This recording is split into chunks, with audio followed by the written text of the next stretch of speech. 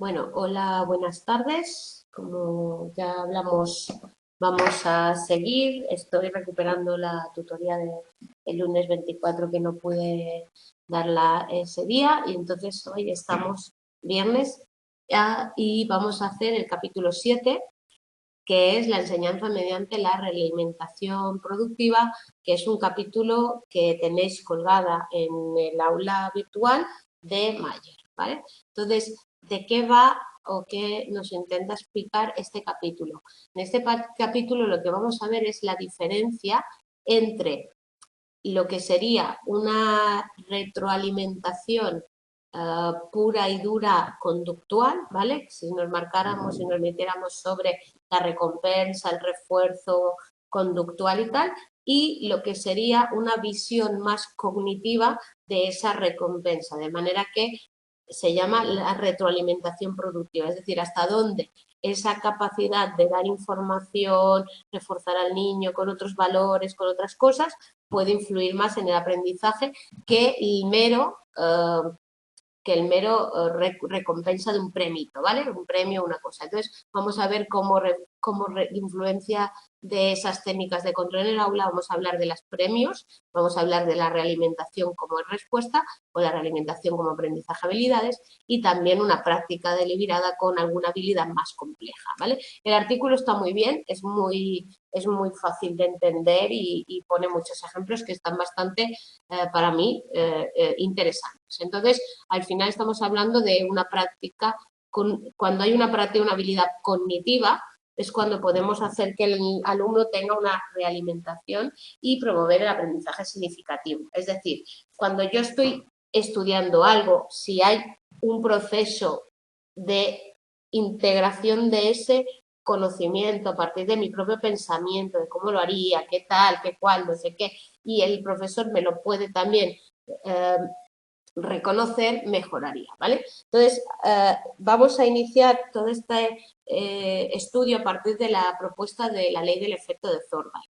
Vosotros habéis estudiado que en el siglo XX se empezaron a estudiar todos los principios del aprendizaje y de que cuando uno hace algo y recibe algo, se produce el aprendizaje. Es decir, hablábamos de ese efecto. Si yo hago algo y ese algo tiene un efecto sobre mí, pues yo puedo aprender, ¿vale? Entonces, lo que nos plantea es si todas esas retroalimentaciones o todos esos efectos son igualmente útiles para promover que nosotros aprendamos de manera significativa, ¿vale? Entonces nos define el aprendizaje significativo. El aprendizaje significativo va más allá de una simple información que yo recibo, sino va a una construcción de mi conocimiento de manera intrínseca y se mejora cuando alguien me reconoce ese esfuerzo o esa capacidad, ¿vale?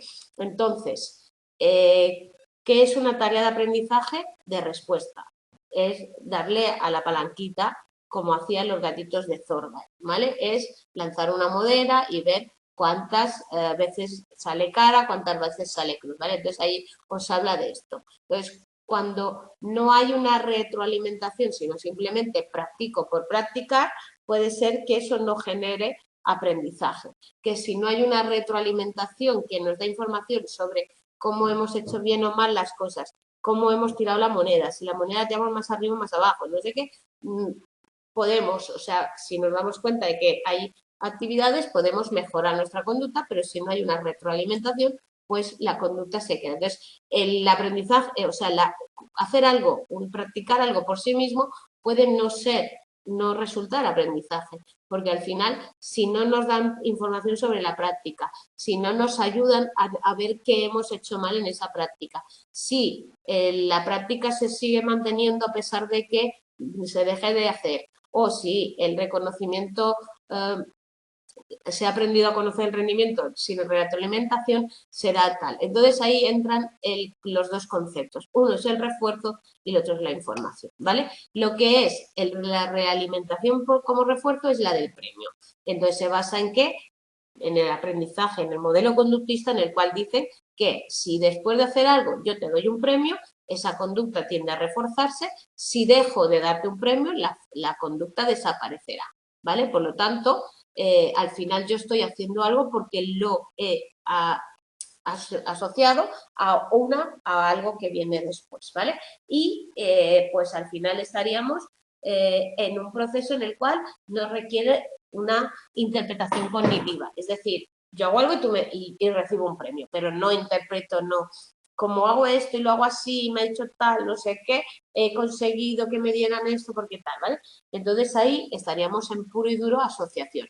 Cuando hay una información es cuando se busca ese enfoque cognitivo en el cual no solo se intenta reforzar, sino se da sentido a lo que la persona ha aprendido, explicándolo.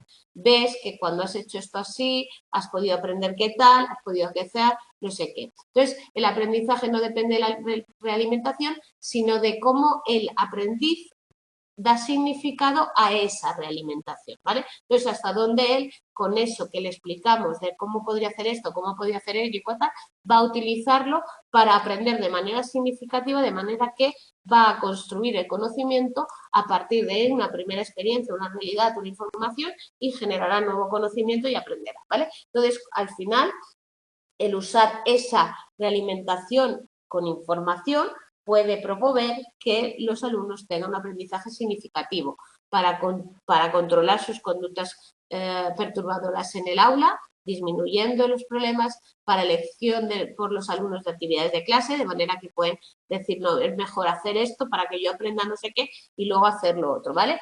Aprendizaje de respuestas, porque quieren adquirir alguna formación o alguna cosa nueva, o incluso a habilidades, aprendizaje de habilidades. Por ejemplo, procedimientos nuevos. Quiero aprender a tallar un perrito. Quiero aprender a construir una frase en una redacción que pueda pues entenderse y no sea tal. O quiero aprender a escribir unos textos, tal, ¿vale? Entonces, todo eso serían diferentes tareas o competencias a adquirir que se harían, ¿vale? Volvemos a Thorndike, la ley del efecto, 1898-1900. Él pone en una jaula unos gatitos, esos gatitos tienen hambre, fuera de la jaula hay un bol, ¿vale? Con comida. Ellos, si tocan según qué partes del tal, ellos pueden intentar coger el bol, como veis en el primer dibujo, o intentar salir de esa jaula. Si ellos tocan por casualidad el dispositivo que abre la jaula, aprenderán a abrir la jaula y cada vez harán menos pruebas y tendrán más capacidad de ver que el dar a ese mecanismo que abre la jaula, pues habrá más fácil les será. Entonces, más ensayos harán, más fácil, por lo tanto, a la primera irán ya a tocar eso, ¿vale? Eso es un poco la ley del efecto. Yo toco algo y me da, ¿vale? Entonces, al final, lo que pasa es que el gato, según la teoría, aprende algo, ¿vale? Entonces, según Thorndike, el gato aprende a formar una intensa asociación entre el estímulo y la respuesta. Cada vez que el gato realiza la conducta irrelevante no tiene resultado, cuando hace la conducta relevante de tocar el dispositivo que abre, ve cómo funciona y entonces, a pesar de que durante un tiempo puede hacerlo de manera menos eficaz, acaba aprendiendo que cuando toca el dispositivo, aquí lo llaman el cordel, el de esto se abre y por tanto ya ha aprendido a eso, ¿vale? Según Thorndike, aprender a realizar una respuesta adecuada supone intensificación de la asociación permanente y delimitamiento de la otra. Es decir, él va a aprender que hay que hacer una determinada cosa para poder tener una reacción. Entonces, la ley del efecto es que si una conducta es seguida de algo agradable, es más probable que suceda en un futuro, y si una conducta es seguida de algo más desagradable, es menos probable que se repite, ¿vale? Y ahí tenéis el propio Thorndike lo que dice, ¿vale? De las varias respuestas emitidas ante una misma situación, aquellas que son acompañadas o seguidas por una satisfacción, manteniéndose todas las demás igual, se conectarán firmemente con la situación a modo de que se repetirán para que se produzcan esas más tal, ¿vale? Y las otras dejarán de mantenerse o de realizarse, ¿vale? Simplemente es la propuesta conductuista, entonces la ley de efectos reconocida como un pilar de la psicología del aprendizaje, pero porque ha tenido una gran influencia en todo el aprendizaje desde que se puso, y recordad que luego Skinner desarrolló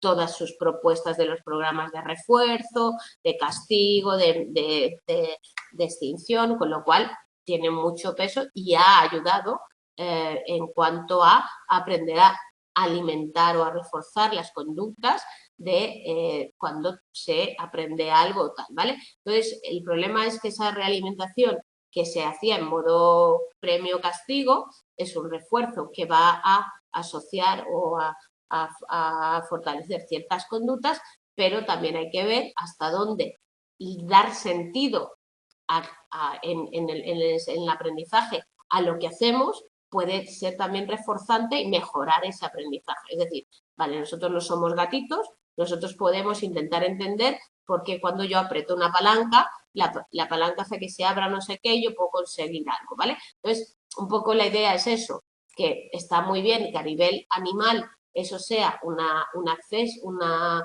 una reacción que produzca una conducta y un refuerzo, pero a nivel humano tenemos que entender que el aprendizaje va más allá y si hay alguna manera de que yo... Buenos días. Hola, sí, estoy recuperando clases del lunes 24 y me dijeron que podía recuperarlas a estas horas y lo puse en el foro para que...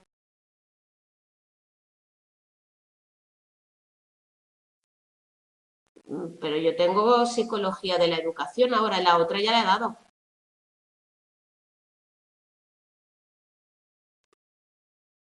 Ya, pero la asignatura de las 5:30, de las 6:30, yo les puse a mis alumnos que era a las 5:30 y la de las 5:30 a las 4:30. Hicimos un cambio de horario.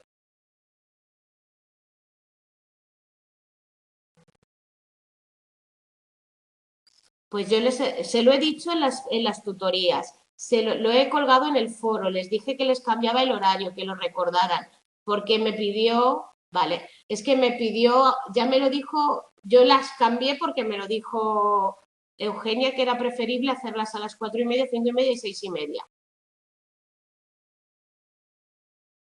Diles que la tienen grabada.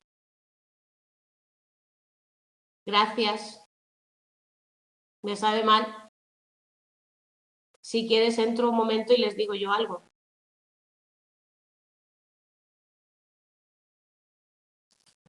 Vale, entonces tengo que parar esta grabación.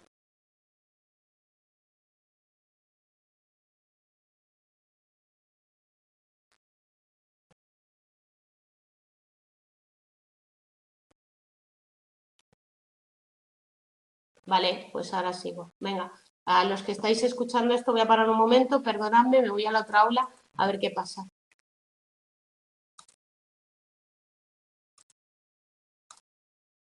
Hola, hola.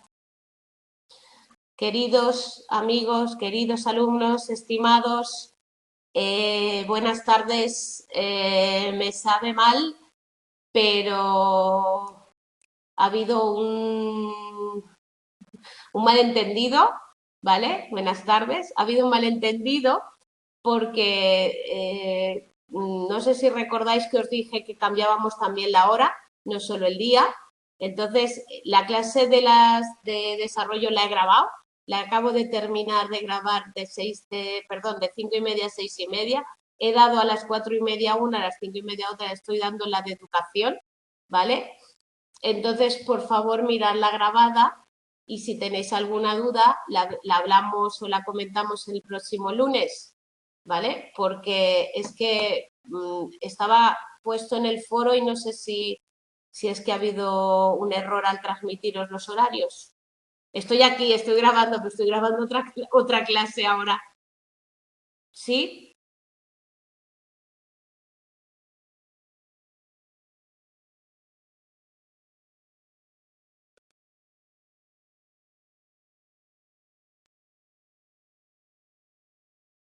¿En qué foro? ¿En el mío?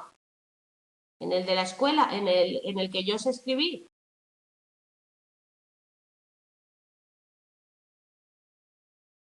Pues en la web de la UNED se equivocaron.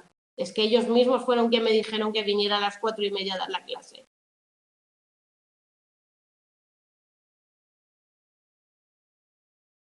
Bueno, Mallorca 2 está aquí viendo el conflicto y el problema, ¿vale? Entonces, yo estoy dispuesta a repetir la clase si otro día queréis en directo.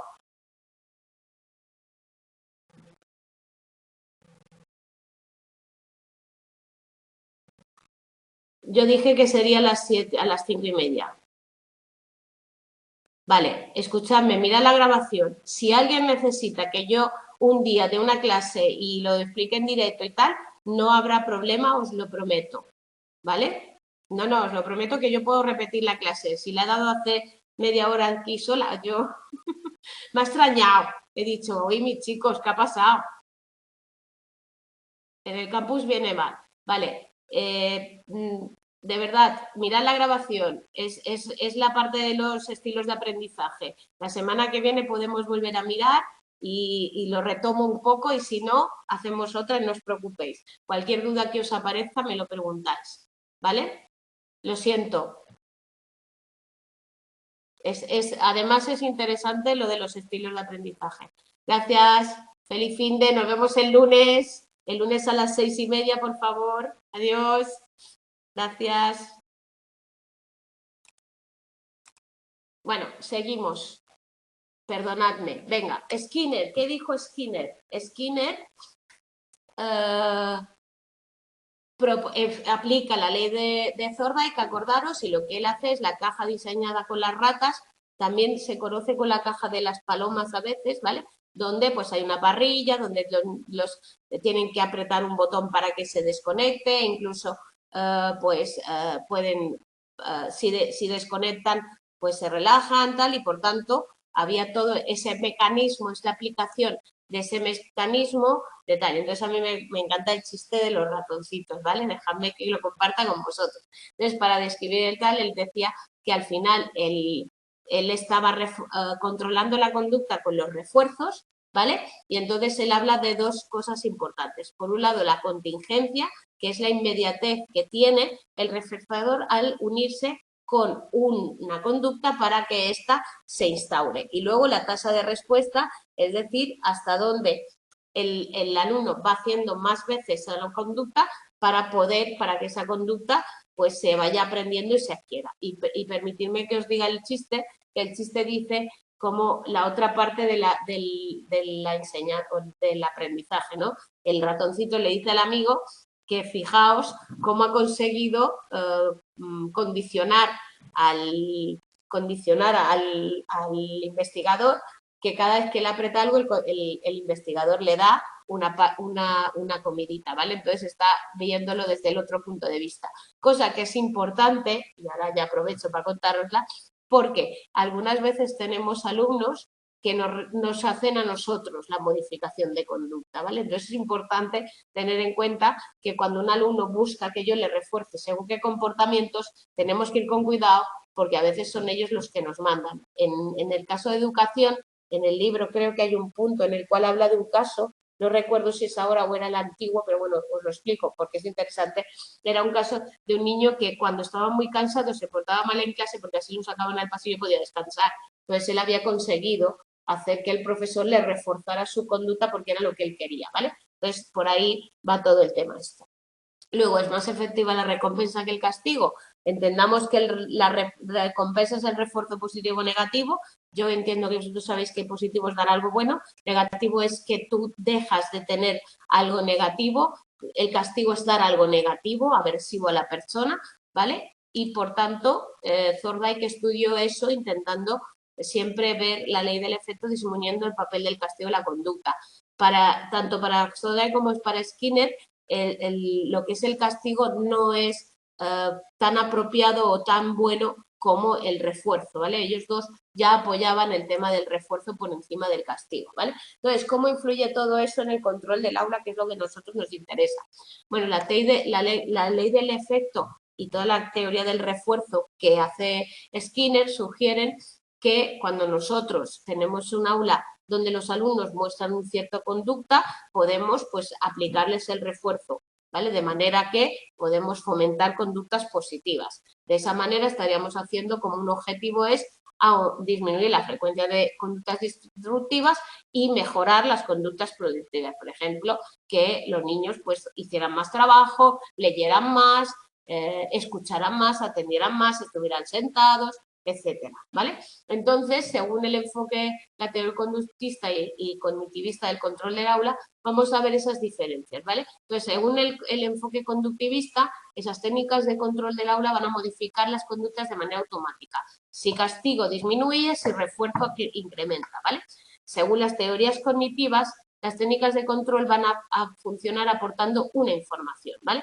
Que permite interpretar la situación de manera que el alumno obtenga una representación mental útil y que de esa situación y que por tanto entienda que los castigos le sirven porque cuando hace algo negativo va a tener un castigo, que eso va a repercutir en él de manera negativa, ¿vale? Cosa que tenéis que entender que la conducta, si nosotros vamos a la clásica, a la de esto clásica es no te digo nada, te doy un refuerzo y tal, ¿vale? La otra dice que no, que si yo entiendo por qué tú me das un refuerzo, por qué me castigas, por qué es malo lo que hago, por qué tal, entonces sí va a conseguir que yo responda de una manera o de otra a la conducta, ¿vale? Por tanto, ¿cómo podemos intervenir en el aula con esas diferentes técnicas? Por un lado están los contratos de contingencias, que es una manera de formalizar, ¿no?, esa recompensa, de manera que se firma con los niños un contrato en el cual el niño entiende que cuando haga un comportamiento de este tipo va a pasar esto y va a pasar aquello y el profesor me va a decir y tal cual, ¿vale? Entonces ahí tenemos lo que va a pasar, contingencia, ¿qué va a pasar? Coste-respuesta, o sea, vas a tener un coste, vas a pagar por lo que has hecho, tiempo fuera, te voy a dar un tiempo, el tiempo fuera es una técnica fuera de estimulación, va a haber un coste de respuesta, un tiempo fuera, que nos va a funcionar como castigo para que el niño pues incorpore que ha hecho una mala conducta y por tanto tenga sed de esto, ¿vale? Luego hay que hacer todo un proceso de línea base. Cuando hablamos de línea base voy a marcar cuántas veces esos alumnos hacen ese comportamiento y voy a marcar a partir de qué momento vamos a aplicar ese de eso. Por ejemplo, de ahora en adelante habrá un recreo especial de 10 minutos al final del día, ¿vale? Sin embargo, si veo el dedo travieso o lo oigo, daré la vuelta a una de estas tarjetas y tendréis menos minutos, ¿vale? Entonces, ¿qué hacemos? Estamos reduciendo un refuerzo de manera que... entonces, ¿qué pasa? Que ese procedimiento influye en que disminuya la conducta negativa y tras 18 días de entrenamiento se produce una mejora y toda la clase había terminado la política del recreo, ¿vale? ¿Qué pasa? Que luego se deja de hacer, ¿vale? Siempre pasa lo mismo, se extingue. Entonces, ¿qué pasa cuando se extingue? Pues que volvemos a la situación previa al entrenamiento, ¿vale? Entonces, eso nos es muy útil para entender, ¿vale?, el cómo, por mucho que nosotros demos un refuerzo a una conducta, la forma en que nosotros eliminamos ese refuerzo o la forma en que nosotros hacemos que los alumnos integren y entiendan el por qué hay un refuerzo, no lo hay, o tal, y qué información reciben y qué tienen de bueno y qué tal, y cómo generamos esta autogestión del comportamiento, va a influir en que se mantenga o no. Y eso es un poco lo que os dice el texto, ¿vale? Entonces, ahí la eliminación es poco duradera. ¿Por qué? Porque una vez que ya no tengo ningún tipo de refuerzo o castigo, ya no funciona, ¿vale? Entonces, lo mismo, la economía de fichas. Yo aplico una economía de fichas en la cual cada alumno tiene una recompensa. Si hace no sé qué, les doy pues un ticket o un texto o una ficha y esa ficha la puedo intercambiar con algún tipo de cosa después de tal, ¿vale? Entonces, hay ejemplos de cómo se usan esas fichas en un aula, como tal, cómo se pueden intercambiar luego, se pone en programa, tal, ¿vale? Siempre, evidentemente, y por norma, cualquier economía de fichas va con refuerzo social. Se incluye el muy bien, que campeón, no sé qué, ¿vale? Entonces ahí tienes los 21 alumnos, de 7 realizan conductas, observar notar la conducta disruptiva, establecer la línea base, siempre hacemos lo mismo, presentamos las reglas, cambiamos la estructura de las clases, empezamos con eso, ¿vale? Y el profesor inicia la estrategia de elogiar. El resultado fue un incremento moderado de la conducta perturbadora. Nos dio después el profesor inició la economía y entonces en esa economía empezaron a aplicarse los principios y unos días después el profesor inició ese sistema. El sistema genera una radical reducción de la conducta, ¿vale? Entonces, ¿qué tenemos que decir? Que la conducta perturbadora disminuye automáticamente cuando yo pongo en marcha un programa para disminuir conductas, ¿vale? Y tal. Pero ¿qué pasa? Que esa conducta vuelve a mantenerse o a incrementarse cuando retiramos el programa, ¿vale? Entonces eso va a pasar en todos los estudios que replicaron lo mismo. Es decir, en cuanto yo dejo de aplicar ese refuerzo a esa conducta que estoy intentando eliminar, la conducta reaparece y reaparece en los mismos términos del inicio de esa línea base en la cual yo he empezado a intervenir, ¿vale? Por lo tanto, ahí debíamos entender que las cantidades de una economía de fichas que funcionan, esos deben de contar con reglas de estructura claramente formales, los sistemas deben tener emplear premios en lugar de castigos, ¿vale? Esas son las normas para aplicar una economía de fichas que entiendo que vosotros ya conocéis, ¿vale? Entonces, resulta más eficaz de los premios que los castigos para modificar esas conductas, ¿vale? Entonces, ahí tenéis también programas, línea base, coste de respuesta, refuerzo, ¿vale? Y la recompensa como castigo o una recompensa, ¿vale? Entonces, ¿qué pasa? Según la ley del efecto de Thorndike, todo esto tendría que mejorar, ¿no? Las respuestas se debilitan al ser castigadas y intensificaron cuando fueron premiadas, la interpretación conductista de la ley de efecto, el aprendizaje debe ser gradual durante el tratamiento, ya que las respuestas se intensifican o se debilitan por el refuerzo, sin embargo, esa tasa de conducta cae radicalmente durante los primeros días cuando se empieza cualquier tipo de reforzamiento, cosa que con esa gran disminución en la fase de extinción volvemos a niveles iniciales y vuelve a reaparecer toda esa conducta disruptiva, ¿vale? Por lo tanto, ¿qué consecuencias tenemos? Que el hacer o el poner en marcha dentro del aula para controlar las conductas ciertos mecanismos de aprendizaje o de teorías de estas no va a funcionar, ¿vale? O va a funcionar siempre cuando se esté aplicando, pero en cuanto eso se retire, no va a servir y no va a funcionar y por tanto volveremos a los puntos iniciales, ¿vale? Ahí tenéis eso. Entonces, yo aquí os diría, porque yo tengo que decirlo, que si no me... Cuando nosotros aplicamos modificación de conducta dentro del aula o en cualquier DAL y hacemos una economía de fichas o hacemos un refuerzo o hacemos extinción o hacemos tal, nosotros hacemos programas de refuerzo y de castigo y de todo, ¿vale? Con lo cual, nosotros no dejamos de reforzar de golpe, eso sí está mal, ¿vale? No funciona, lo sabemos, o sea, esto que nos está contando es real. Nosotros no quitamos las refuerzos de manera radical.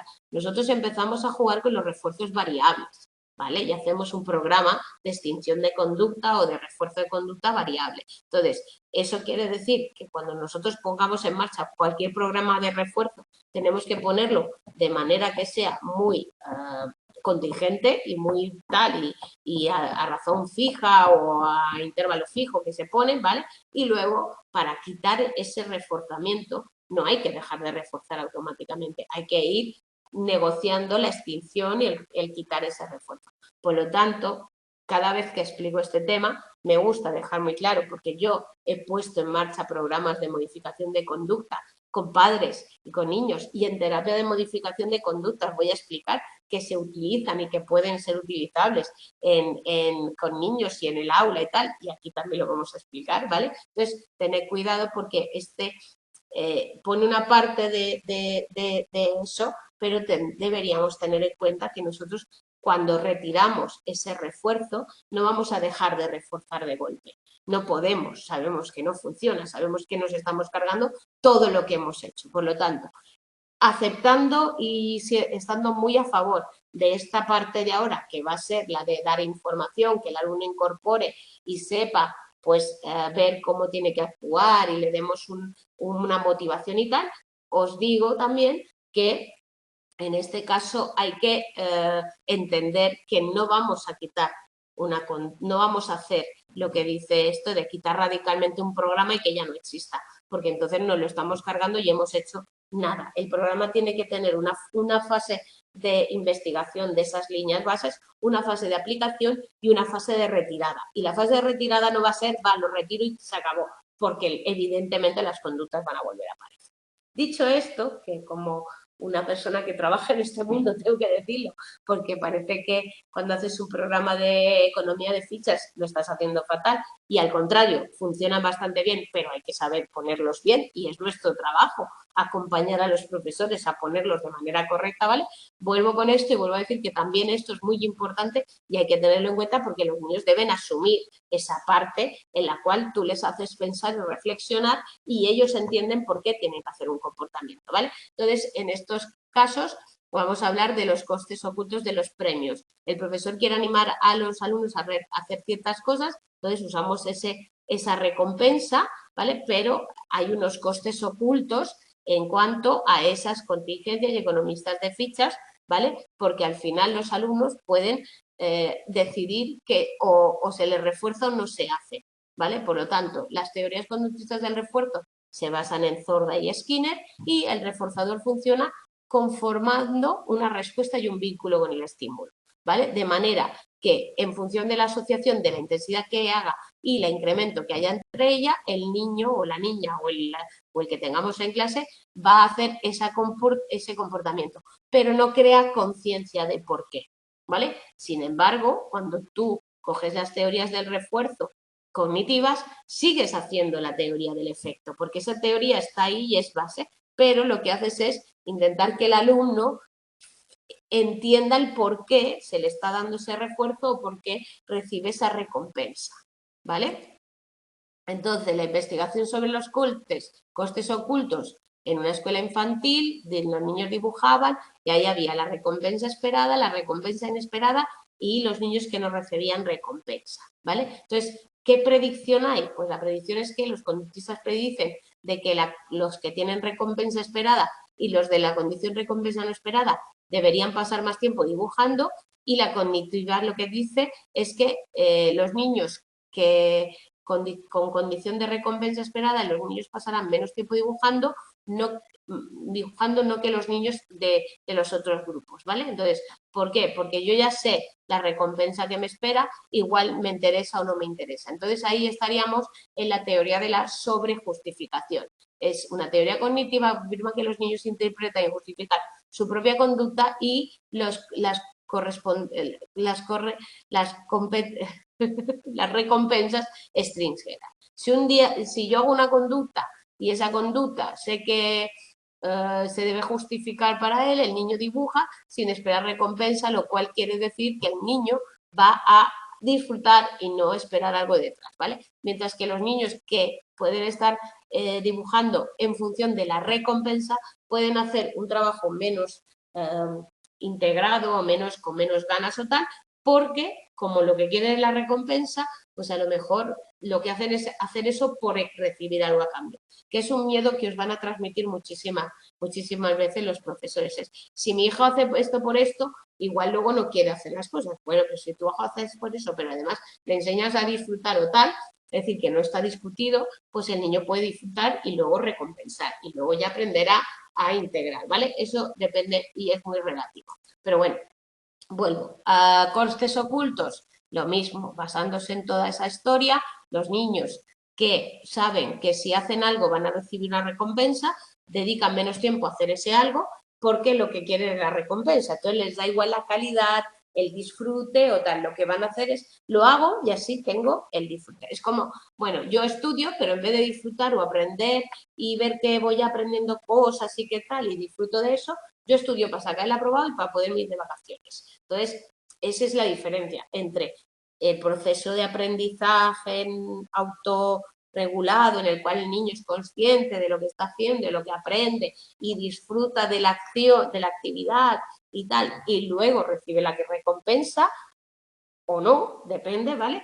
Y el proceso en el cual yo solo lo hago porque voy a recibir algo a cambio, ¿vale? Eso es un poco la idea. Entonces ahí tenéis pues diferentes propuestas o diferentes experiencias en las cuales se comparaban esas cosas, ¿vale? Por ejemplo, los investigadores como Cameron y Pierce hacen 50 comparaciones donde los alumnos recibieron recompensas esperadas, mostraron una motivación intrínseca e inferior a los alumnos que no recibieron recompensa, ¿vale? Entonces eso tiene que ver con el hecho de yo hago algo por mí mismo y porque me gusta o lo hago porque me dan algo a cambio, ¿vale? Entonces ya hablamos de la motivación intrínseca, el tiempo que yo dedico a hacer algo porque me gusta, por el propio hecho de hacerlo, por disfrutarlo tal, o el hecho de hacerlo por otra cosa. Entonces ahí tenéis cómo hay quien saca la conclusión que el esperar algo a cambio de hacer algo puede generar, pues, disminuir la motivación intrínseca,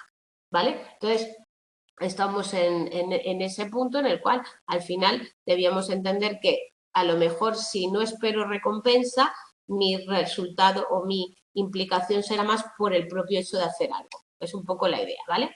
Entonces,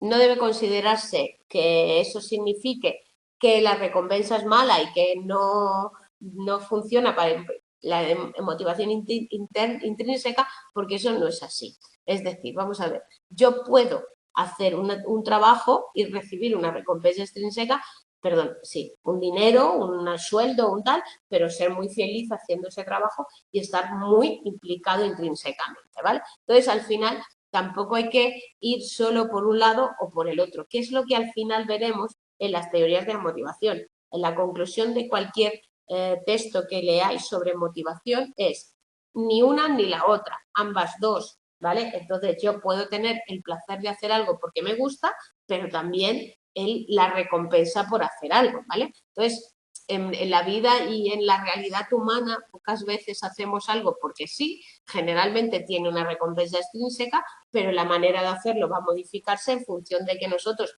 entendamos que esa acción es significativa, la hacemos porque va a quedar muy bien, porque yo quiero que mi trabajo sea bueno, porque yo quiero que yo aprender o dibujar muy bien o hacer tal, y eso no quita que no pueda ir reforzado luego, ¿vale? Entonces hay que entender que lo que queremos es promover el aprendizaje significativo, que para que un alumno tenga aprendizaje significativo no solo tiene que hacer algo para conseguir algo, sino que tiene que entender cómo se hace ese algo, para qué sirve hacer ese algo, cómo se disfruta haciéndolo, cómo va a aprender, qué es la tarea, qué es tal, ¿vale? Y es un poco en ese punto donde nosotros tenemos que entender que se pretende que él entienda que más allá de que haya una recompensa, tiene que gustarle hacer, tiene que disfrutar y puede pasar el tiempo haciendo algo, disfrutando, intentando hacerlo muy bien y que luego además me premien con eso, claro. Entonces,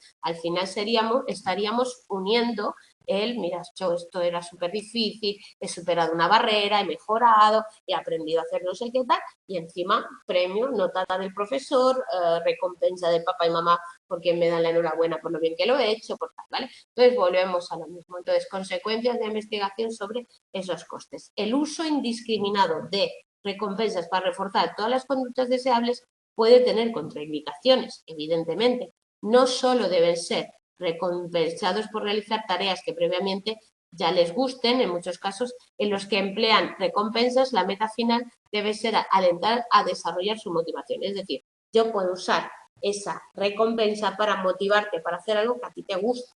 No quiere decir, claro, si yo solo lo hago por conseguir algo, vuelvo a decir, no lo aprenderé. Entonces, vamos a ver cómo influye la realimentación en el aprendizaje de respuestas. En el aula, otra de las aplicaciones de Thorndike es eso, cómo nosotros hacemos ejercicios de prácticas y realimentación. El profesor realiza una pregunta, el estudiante realiza una respuesta y el estudiante pues da un refuerzo positivo si es correcta o dice que no y si es errónea, ¿vale? Entonces volvemos a lo mismo, dos interpretaciones contrapuestas. La refuerzo, realimentación sirve para reforzar, eso se quedaría ahí. Tú me dices que la respuesta, yo te digo bien, es refuerzo, mal es castigo, ¿vale? La cognitiva diría, vale, ¿por qué no le decimos, bueno, piensa un poco más tu respuesta, a ver cómo puede estar, tú estás seguro de eso, no te gustaría aprender no te gustaría hacer no sé qué, no te gusta, de manera que el propio alumno pueda reinterpretar la realimentación que se le da y de manera que tenga un efecto para su aprendizaje. Es decir, bueno, eso que tú estás diciendo habría que valorarlo, piensa un poco, no, claro, era no sé qué, tal. Bueno, entonces estamos haciendo en cómo dar información en vez de decirle no, mal o no, bien, puede ayudar a que esos alumnos piensen y trabajen y por tanto tengan un aprendizaje significativo. Entonces, práctica con esa realimentación. Hay unos estudios de Thorndike donde él demostró, ¿vale?, que tras una repetición de la conducta, la práctica no causaba ningún aprendizaje. Si luego había una recompensa, pues se hacía que mejoraba el rendimiento, ¿vale? Pues contribuyó que cuando más hacíamos algo, más mejorábamos y mejor hacíamos las cosas, pero luego lo mismo, ¿vale? Entonces, ¿cómo tiene que ser esa realimentación? Las investigaciones posteriores lo que nos han dicho es que esa realimentación puede servir más como información que como refuerzo. Es decir, si uno la usa como reforzador, ¿vale?, indicará si el alumno lo ha hecho bien o mal.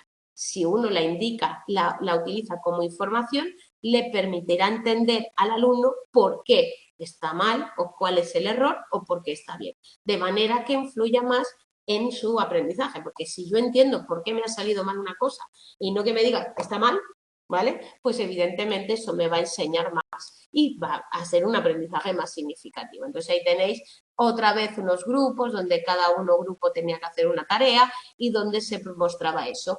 Un grupo era correcto error, el otro era cuando se les informaba, mostró una clara mejoría y el grupo sin reglamentación no mostró ninguna. Entonces, cuando tú le dabas información a esos alumnos sobre por qué era el error, cómo funcionaba, cómo podía mejorarlo, cómo tal, pues el aprendizaje evidentemente aprendían más, ¿vale? Entonces, eso lo tenemos que tomar para intentar hacer entender a los profesores esa falta de o ese punto en el cual tenemos que explicar, mira, esto es incorrecto por esto y por esto. Y no quedarnos solo en tienes un 0, tienes un tal, o a poner, mira, te falta esto, tendrías que haber puesto esto, podrías haber aplicado, recuerda que esto era así, no sé qué, ¿vale? Cosa que hay profesores que cuando corrigen las pruebas de evaluación, por ejemplo, o cuando hacen una práctica y dan retroalimentación, hacen, mira, claro, es que aquí el comportamiento podría ser más directo, deberías haber hablado así, o deberías haber hecho no sé qué, o tal, y en otros está mal, o te pongo un 0, ¿vale? Pues no da información, ¿vale? Me estás castigando, se supone que si me castigas yo no voy a hacer más esa conducta, con lo cual voy a mejorar y voy a estudiar, pero eso no funciona así. Y de hecho, en el ámbito de la educación no funciona así. Deberíamos aprender que el resultado, claro, si nosotros empezamos a aplicar lo que Scriven hablaba de la evaluación sumativa o de la evaluación formativa, no es cuando tú has terminado te doy un premio o un castigo, es durante el proceso te voy a enseñar a reflexionar sobre por qué lo estás haciendo mal, ¿vale? Entonces volvemos a lo mismo, ¿cuánto tiempo dura esa realimentación? Pues sí, proporcionamos una realimentación parte del tiempo y después dejamos de hacerlo. Si nosotros, esa realimentación es un refuerzo, cuando dejemos de darla, evidentemente toda la conducta desaparecerá, ¿vale? Porque al desaparecer el refuerzo se produce una extinción y ese proceso de extinción hará que la de esto se elimine. Sin embargo, cuando lo hacemos de manera informativa, en el cual el sujeto incorpora el por qué tiene que hacer esas cosas, eso se mantiene y por tanto yo he aprendido el cómo y voy a mantener ese comportamiento a pesar de que tú no me des el regalito al final de cada acción o de cada proceso, ¿vale? Newell habla de lo mismo, habla de 4 condiciones, hace pues lo mismo, un grupo con retroalimentación, otro con retroalimentación, tal, les quita, tal. Entonces, el resultado es que aprenden como resultado de realimentación no siempre es mera implantación, refuerzo de una respuesta. Hay condiciones en las cuales sí se construye un plan cognitivo para dar interés o entender el porqué de ese funcionamiento, mejor, ¿vale? Por lo tanto, hay pruebas crecientes que indican que la práctica de realimentación promueve diferentes cualitativas en lo que se aprende. Si es una habilidad de cálculo, que me digan que está bien, puede ser, pero si yo necesito que alguien me explique en ese proceso de práctica cómo tengo que hacerlo, por qué está mal o por qué está bien, yo puedo incorporar la información si alguien me da eso. Si lo que me dan es un muy bien, qué bien o muy mal, está equivocado, ahí se acaba y no aprendo. O sea, es un poco hasta dónde aplicamos ese refuerzo bien o mal, ¿vale?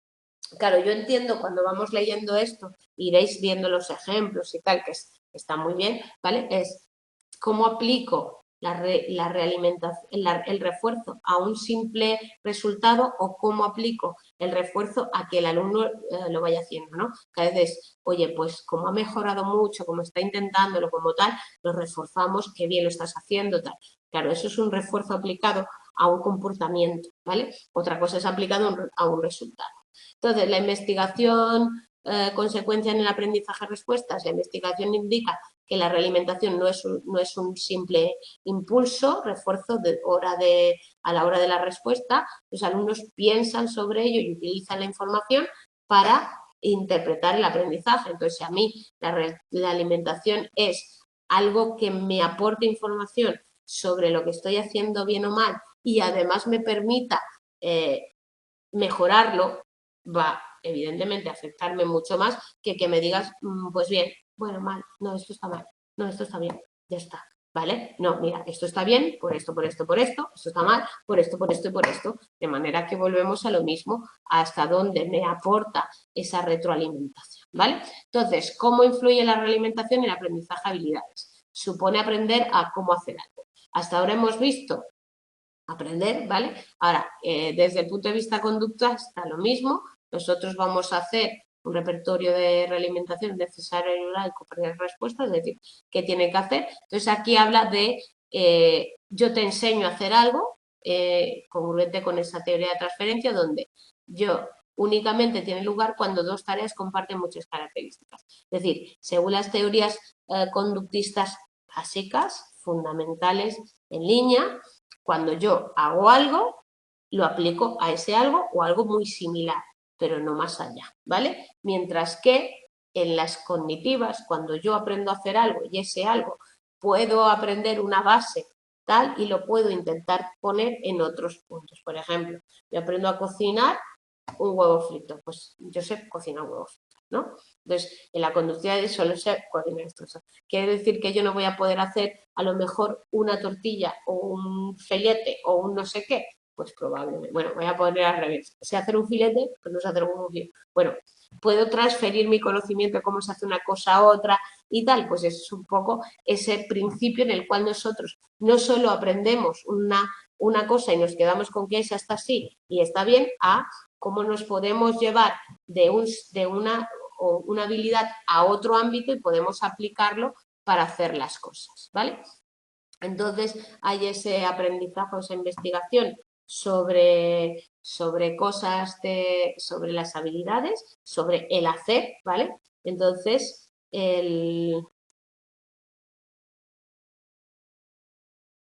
vale, sobre grupos de personas que aprenden, por ejemplo, a utilizar un sistema informático, un procesador de texto, ¿vale? Entonces, si el grupo A emplea el mismo procesador de texto todos los días, al B se le hace un procesador el primer día, otro, de manera que vayan haciendo diferentes prácticas y tal. Entonces, cuando se ve si hay transferencia o no, se dice que el aprendizaje supone adquirir conductas específicas de A, debería tener un rendimiento mejor que el de BBA, y 3 días y 4. El fundamento es que necesitas secuencia de teclas bastante diferentes para realizar las tareas y tal. ¿Vale? Es un poco eso. Entonces, el grupo A mostró un patrón de aprendizaje de habilidades en el que el tiempo necesario para realizar la corrección disminuyó a lo largo de los 4 días. El grupo BBA mostró el mismo patrón de aprendizaje de habilidades pese a que los alumnos tuvieron que cambiar de procesador. Entonces, mostró una capacidad de transformar o de utilizar esas experiencias en otro ámbito, ¿vale? Entonces, al final, lo que tenemos que plantearnos es hasta qué punto nos interesa que la gente solo aprenda una conducta aplicada en un principio, aplicada en un texto, a lleve esas conductas más allá. Entonces, el principio de transferencia de